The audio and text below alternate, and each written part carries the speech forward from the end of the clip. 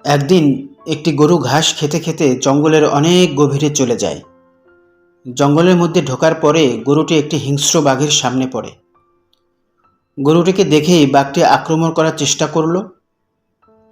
গরুটি দ্রুত দৌড়ে পালানোর চেষ্টা করল, কিন্তু বাঘের সাথে কি আর পারা যায়? কি আর করার।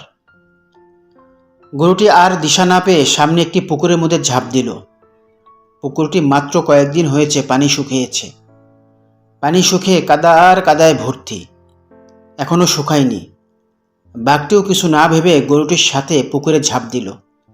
বাঘ এবং গরু দুজনেই কাদার মধ্যে গলা অবধি আটকে গেল। বাঘটি রেগে গিয়ে গরুটিকে বলল, কিরে হারামজাদা, তুই আর লাফ দেওয়ার মতো জায়গা পেলি না? শেষমেশ এই কাদার মধ্যে লাফ দিলি? তুই উপরে থাকলে না হয় তোকে ধরে ভালো মতো মজা করে খেতাম। এখন তো দুজনেই মৃত্যু অনিবার্য।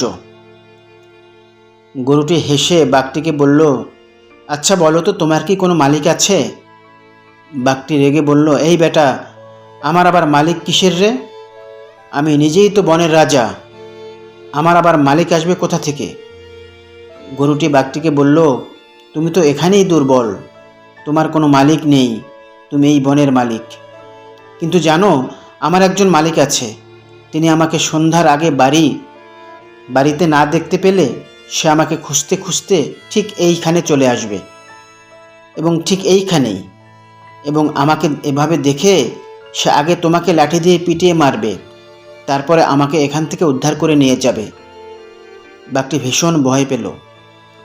গরুটির কথা শুনে বড় বড় চোখ করে তাকিয়ে থাকা ছাড়া আর তার কিছুই করার ছিল না। সন্ধ্যা হওয়ার আগেই মালিক ঠিকই গরুটিকে খুঁজতে খুঁজতে পুকুরের কাছে চলে আসলো। মালিক এমন অবস্থা দেখে খুবই আশ্চর্য হলেন। কি করবেন ভেবে পাচ্ছিলেন না। তারপর সিদ্ধান্ত নিলেন, বাঘটিকে প্রথমে পিটিয়ে মারব এবং তারপর গরুটিকে এখান থেকে উদ্ধার করে বাড়িতে নিয়ে যাব। এবং হলোও তাই।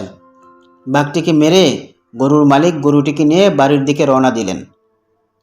এখানে আমাদের কি শিক্ষণীয়? আমরা যারা আমাদের একমাত্র মালিকের উপর ভরসা করি, যখন যেখানে আমাদের উপর কোনো বিপদ আপদ আসুক না কেন, আমাদের মালিক মহান আল্লাহ সুবহানাহু তাআলা ঠিকই আমাদেরকে তখন সেই বিপদের হাত থেকে রক্ষা করবেন ইনশাআল্লাহ। হয়তো আমাদেরকে আল্লাহর রহমতের জন্য সন্ধ্যা পর্যন্ত অপেক্ষা করতে হবে, ধৈর্য ধারণ করতে হবে। ধৈর্য ধরলে অবশ্যই ধৈর্যের ফল পাওয়া যাবে। কথায় আছে, ধৈর্যের ফল মিষ্টি হয়। আল্লাহ আমাদের সবাইকে ধৈর্য ধারণ করার তৌফিক দান করুন। আমিন।